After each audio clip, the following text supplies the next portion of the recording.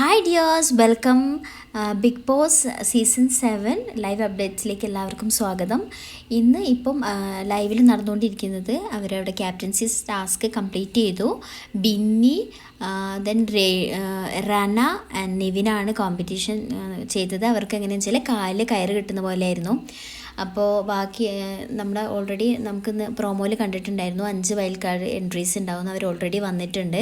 So അവരും കൂടി അവിടെ നിൽക്കുമ്പോഴാണ് ഇവർ ടാസ്ക് ചെയ്തത്. ഫസ്റ്റ് ഒരു പ്രാവശ്യം ചെയ്തപ്പോൾ ഇവർക്കത് ടാസ്ക് ശരിക്കും മനസ്സിലാവാത്തതുകൊണ്ട് ബിഗ് ബോസ് വീണ്ടും അഴിച്ചിട്ട് ചെയ്യാൻ പറഞ്ഞു.